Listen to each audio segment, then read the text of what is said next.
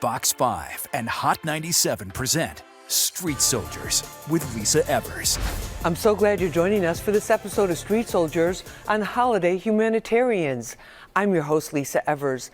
The holidays often bring out the best in us, and this year more than ever before, more individuals and groups are demonstrating that it's better to give than to receive.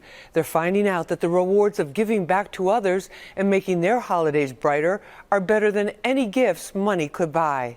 Our Fox 5 Street Soldiers team was outside on the ground in the South Bronx at the Word of Life International Church Holiday Food Giveaway. Every month, led by Reverends John and Felicia Udo Okan, they feed 25,000 people with weekly pantries. On this Saturday before Thanksgiving, our volunteers, including friends and family, and the 500 Men Making a Difference organization, pitched in up and down the line to fill their bags and baskets. And some of our favorite hip-hop and R&B artists came out to lend a hand and lift everyone's spirits. It's beautiful out here, man. This is the point, giving back. I think it's important because at the end of the day, we've been blessed enough to be, we're fortunate enough to be able to, have these things in our homes and all that. And a lot of people, it's rough times right now.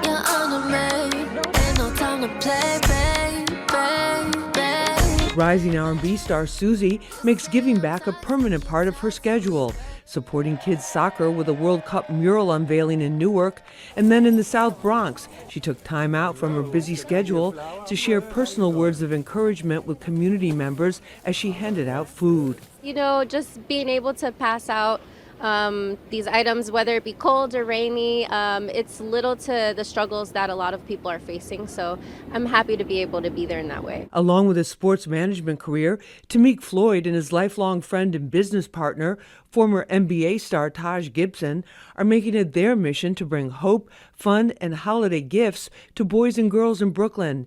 They're also building a new recreation center with affordable housing in the neighborhood where they grew up, finding new ways to bring smiles to the faces of hundreds of kids every year. You can't just think that you're doing something, one time, and it's never going to be enough because there's so many people in need.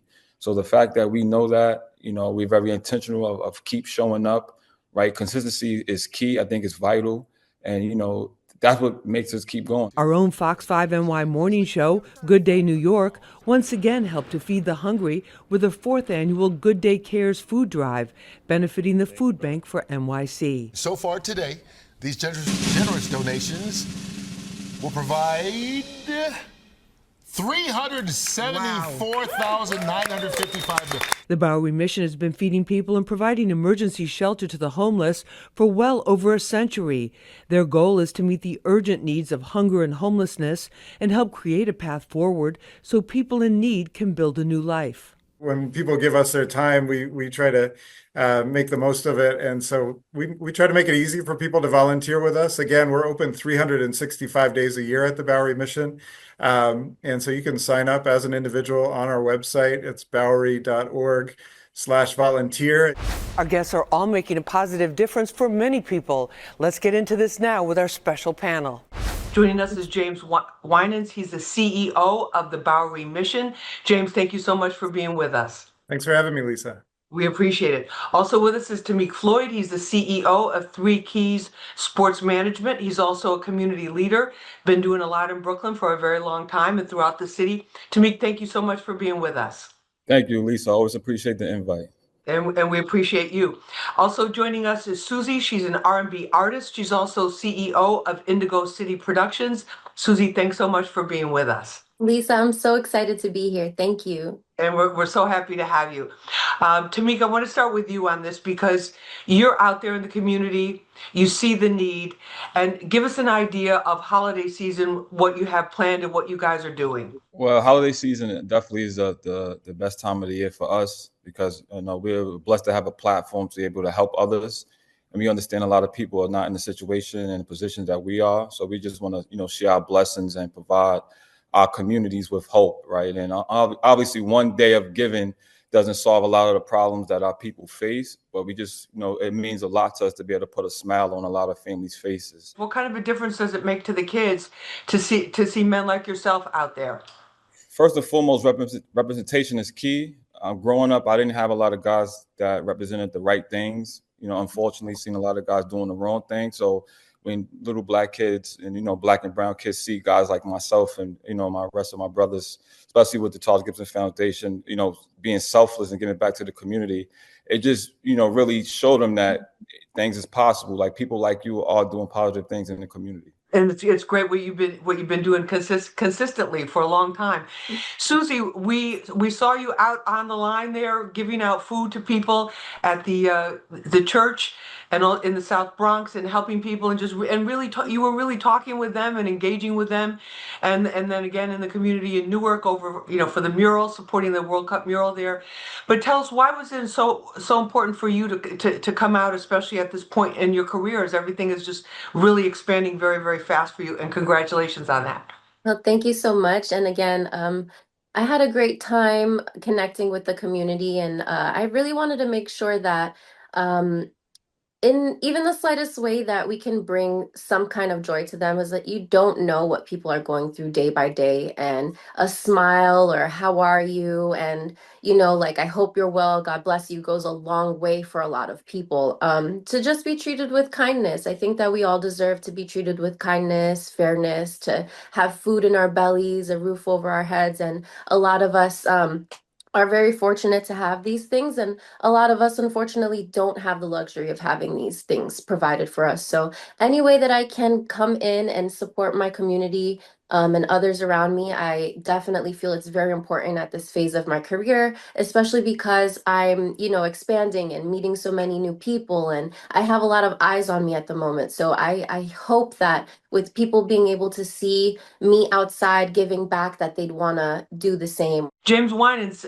Bowery Mission, you guys are out there 365 days a year, but you take extra effort, make extra effort during the holidays. Why is that so important? Yeah, the Bowery Mission is primarily serving folks who are experiencing homelessness, and we know that one of the ways that keeps people in homelessness is if they stay isolated, right? And so we try to create community every single day of the year for our neighbors experiencing homelessness, so that they feel known and seen and loved and heard. And we make a special effort every year at Thanksgiving. It's a long time tradition at the Bowery Mission, 146 years of celebrating Thanksgiving in a big way, just opening our doors wide and welcoming, expecting 2,500 people each year to come on through and have family with us if they can't have family in a home. What kind of difference does it make to the people there? I mean, I've seen some of it. It's amazing for them just to be treated with respect too, I think. We never know who's going to walk through the doors and what they're experiencing, right? And so we're just creating this warm welcome. Our historic chapel is decorated. We have special musical artists coming in and just creating a very special experience for people. And we do it all for the one, right? And this year we're celebrating a guest of ours from last year. His name is Maurice, and he came into the Bowery Mission Chapel last year experiencing homelessness, estranged from his family, separated from his kids, and he had nowhere to turn except the Bowery Mission. And out of that experience, he joined our residential program this year. And this Thanksgiving, he hosted his family at home. He as he said, I got a bird in the oven, and I'm going to be taking people's coats at the door. So in 1 year, a person's life can really be turned around. And so we try to keep that in mind every single day at the Bowery Mission. Don't go away. We're back right after this. Susie, when you saw the women out there on the line, with the carts, what were the kinds of things that you were hearing and you were feeling as you were seeing that? I felt a lot of women relief, just like a sense of relief. Once we were able to provide them with certain essential items that, is necessary in the kitchen, like some rice or even a bag of farina, which can go a very long way.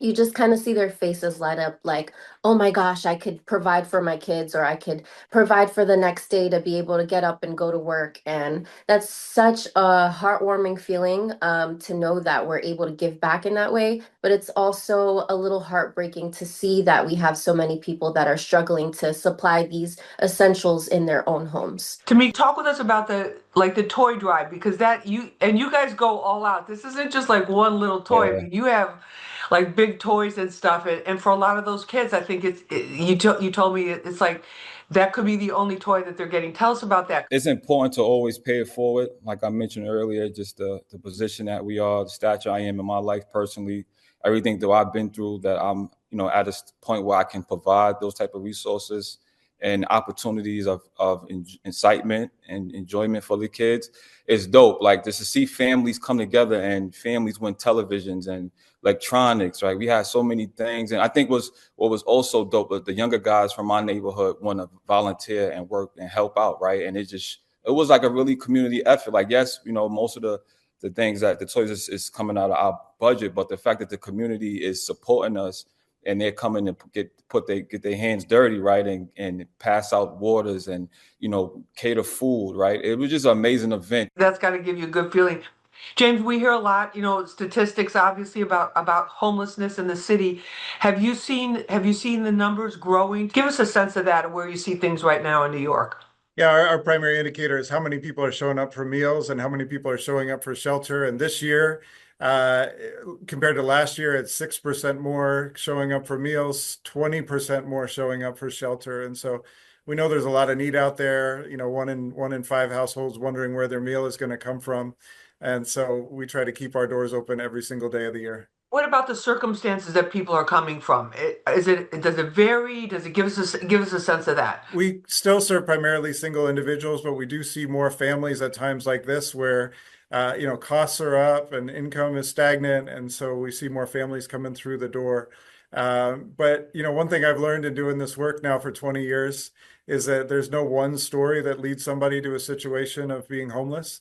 We have folks on our line who are actually still in their house, still in their apartment, but they're trying to stretch every dollar because they might have lost their job. They're going through a health crisis, and our doors are open to them as well, right? We know we see people come in from the job, Uber delivery drivers, even our mailman sometimes put down their bag and then come in and get on the meal line. So we're serving a lot of folks, whether they're still in their house or whether they're experiencing homelessness. There's a lot of folks on the edge right now. Susie, tell us about the mural, because you were out there on the streets in Newark with the mural, supporting the mural artists and the World Cup, which is coming to our area very soon. Tell us about that. Yeah, so we had an incredible time over in Newark, New Jersey, unveiling the very first mural of the World Cup in the entire United States. Being that the World Cup will take place in Newark, New Jersey next year, it was an important initiative for us to bring the community together in this way. Shout out to Unicorn 151 for orchestrating and putting everything together. They're trying to make that space right across from the soccer field into a more community-driven area. So we can expect a lot of events and activations going on, especially over this coming summer. And I'm so proud of everyone. The mural came out beautifully. Everyone had a great time. The kids were outside playing soccer. And just, it was a great, great moment for Newark. Who knows, we may hear you singing, performing some in connection with the World Cup coming up. Who knows, right? That would be crazy. Let's You put it never out know. there. Things happen. A lot of things happen from artists coming on Street Soldiers. Tamik, tell us about some of the other stuff that you guys are doing, because you have the basketball clinics for the kids. Tell us about some of the other things that you do year round. Well, year round, I think the work never ends. We're not just, guys that pop out on the holiday. I try to be consistent as possible, even though we all have our own lives. So periodically throughout the year, we do host sporting clinics. I have a sports management company where I work with professional basketball players. And my thing is to make sure that they're always leveraging their platform to motivate and encourage the next generation of athletes in New York City. So I'll have, several guys that I work with. We go to different areas in New York and provide sporting clinics. I actually did the first clinic ever to be done in Times Square this past summer, where we had a full-size basketball court built in the middle of Times Square by the Red Steps. So it's never been done before. And it was just so dope to have these kids, these aspiring athletes, be a part of history. I worked with the dope sneaker company, Anta. They donated over 100 pairs of sneakers for the kids. And it was just a dope thing. But outside of that, we have our annual toy giveaways where we do at 240 Nassau. And that's located downtown Brooklyn. But I think what really makes this whole thing surreal with the toy giveaway, Taj Gibson, which is a professional basketball player. That's my Childhood business friend, partner. you guys grew up together. Yes, childhood friend. We grew up together. I'm the director of his non-for-profit, but we also created a development company called GFB Development, which stands for Gibson, Floyd, and Brown. Our other partner, Malik Brown. And the site that we host our annual toy giveaway is a site that we redeveloping. So this particular Boys and Girls Club is a site that me and Taj went to as kids. So we spent many years as kids there, playing basketball after school. And the fact that now we're redeveloping the site is a crazy feeling. So to be able to have the young, the new, right, and combine our generation with the up-and-coming generation and have something so sacred as having these kids come in one space on the holidays and making sure that they leave satisfied is just a fulfilling. I'm blessed to be in the position that I am. James, tell us, how did you come into this work? I actually came to the Bowery Mission as a college student volunteer 26 years ago and spent a summer working in our men's residential recovery program. And it was the men, in this case, it was men because it was a men's residential program, but the men on staff who had been homeless themselves, who had been incarcerated themselves, right, and had come through that experience of being homeless or that experience of being incarcerated. And now what they chose to do with their life was to give back and help other people out of a situation that they knew really well themselves. It was just so inspiring to me, the way that Tamika is inspiring me here on this show, right? Like he shared a little bit of his story. He shared a little bit of his story about how real it is for him when he's working with these kids, right? But just seeing people give back in that way just said, I want to be a part of something like that.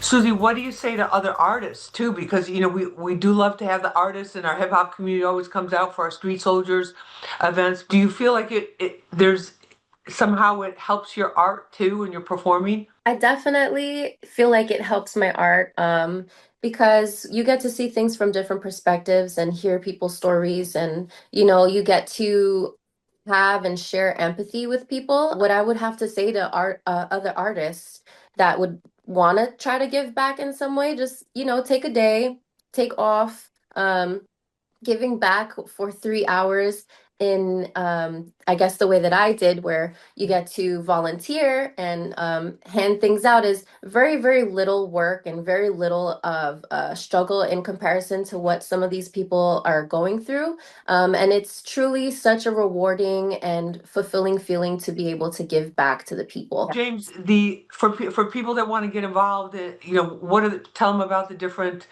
ways that they can get involved with Bowery Mission. I feel like New Yorkers, in some ways, we value our time even more than our money, right? And so, so when people give us their time, we try to make the most of it. And so we try to make it easy for people to volunteer with us. Again, we're open 365 days a year at the Bowery Mission. And so you can sign up as an individual on our website. It's bowery.org/volunteer. And you can see right there kind of what opportunities are available, how you can get involved. Of course, if you can't come down and serve, the Bowery Mission is 100% supported by, private donations from people who generously give of their own free will to us. And that's at bowery.org/donate. But I'll just say, we're in the holiday season, and, it seems like everybody wants to come and volunteer during the holiday season. So if you go on our website right now, you might not see too many open opportunities, but come the new year, make that New Year's resolution to give some time, because you'd be surprised how few people actually come out to volunteer in the new year, and we need you then too. Tamika, if people want to support you and your team and what you're doing with the kids, or what you're doing with the with the clinics and all of that work, and then also the work with the teen boys too, with those projects, where can they go? Well, they could just personally email me at Tameek, TAMEEK at 3keys, THREEK, the number 3YS.com, to just reach out if you want to volunteer, any upcoming events we're having, or even if it's some youth that that may need some guidance. I know several organizations like the Bro Experience that's located in Bed-Stuy that deals with mental health with young men. There's so many other different organizations that I know that are doing this work. And I know a lot of people lack the information and resources to get the assistance that they need. So just feel free to reach out to me, because listen, I'm just like any other kid running around the city, right? I just had the opportunity to figure it out. So I want to provide that opportunity for someone who may not have so. Thanks for joining us for this episode of Street Soldiers on Holiday Humanitarians. You can watch it again and share it on our Fox 5 NY YouTube page and the free Fox Local app. Remember, use your mind, it's your best weapon. I'm Lisa Evers. Let's push for peace, love, and justice for all.